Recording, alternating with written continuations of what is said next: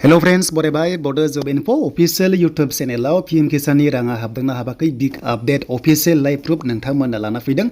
बेखायनो भिडिअखौ नायदो गोदान गोजाम बेसेबां रां मोनखो आरो मोनाखै नामा बेनि सायाव गोबांथार कमेन्ट्स खालामबाय थादोंमोन आरो लोगोसे डेट होखादोंमोन जे दिनैहाय 5 अक्ट'बर राङा हाबसिगोन होननानै पीएम किसाननि दा जाय नोंथांमोना बड' जब इनफो अफिशियल यूट्यूब चेनेलाव गोदान साबस्क्राइब खालामना ला जेब्लायबो साख्रिनि आपडेट लोगोसे सरकारि लन स्किमनि सायाव नोंथांमोना बर' रावजों आपडेट मोनबाय थानो हागोन दा गोबाव खालामा जों थांदिनो फैदो अफिशियल साइटआव बेनिफ्राय जोङो फैसा हाबनाय जोङो लाइभ प्रुफ नायगोन दा फाइनालि जों फैबाय अफिशियल साइटआव दा दिनै फैसा सोगोन बेखौ मिन्थिखादोंमोन डेटआ 5 अक्ट'बर दा टटेल सोदों 9 कौटिनि बारा सोदों आरो बेनिफिसारिया दा बिनिनो बाजेटआ 20,000 कौटि दं स' बिनि फैसाया दिनै हाबनो गोनांमोन दा हाबबायना हाबाखै नोंथांमोना गोबां मिन्थिनो लुबैयो दा फैनाय लोगो लोगो अफिशियल साइटआव नोंथांमोना डिटेल्सखौ मोनगोन जे 18 केजि नालाय दा बिनि राङा हाबबायनाय स' नोंथांमोना स्क्रिनाव नायदो लाइभ प्रुफ मोनबाय जे बिनि राङा हाबदों दा जोंहा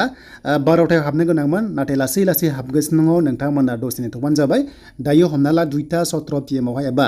2 बाजिनाय लोगो लोगो बेबायदि राङा हाबलांगासिनो दङ बेखायनो नोंथांमोना चेक खालामदो जे नोंथांमोनाबो राङा हाबबाय दा गोदान आरो गोजाम नोंथांमोना जायफ्रा कमेन्ट्स खालामदोंमोन जे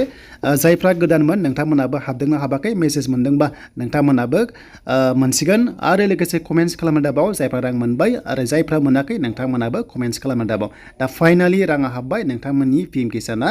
बेनो जाबाय 2000 निफ्राय जागायनानै जि मोननांगौ किस्ति नोंथांमोननि 8थि किस्तिया दिनै हाबनाय जाबाय स' भिडिअखौ हानायसेबां शेयार खालामदो जाहाथे बयबो मिन्थियो आरो नोंथांमोना फैसाखौ बख'नानै लानो